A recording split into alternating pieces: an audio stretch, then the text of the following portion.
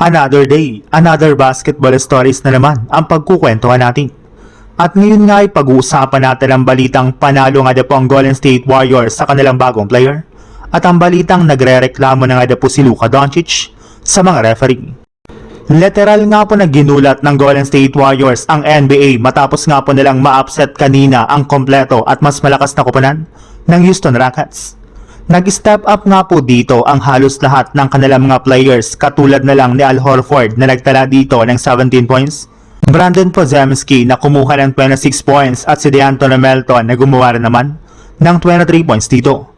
Bukod nga po sa kanilang tatlo ay malaki rin naman nga po ang naiambag dito ng kanilang two-way player na si Algie Cryer na nakapagtala rin naman nga po ng 12 points off the bench sa kanyang 4 out of 9 shooting sa field goal at 4 out of 8 shooting naman sa 3-point line.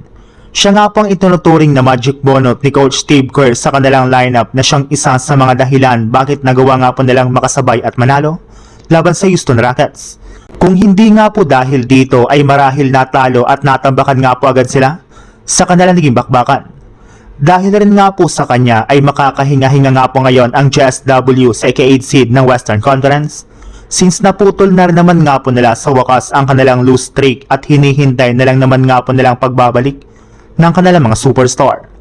Sa ibang balita naman, mismong si LeBron James na nga po ang nagsabi na masyado na nga po siyang nag-aalala sa mga maling tawag ng mga official sa kanilang game.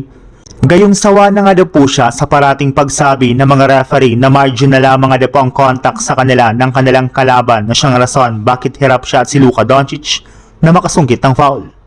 Yes, kasalukuyan na nga pong nirereklamo ni LeBron ang naging officiating ng kanilang laban. Gayong kung hindi nga po dahil dito ay marahil nanalo pa nga po sila kontra sa Denver Nuggets.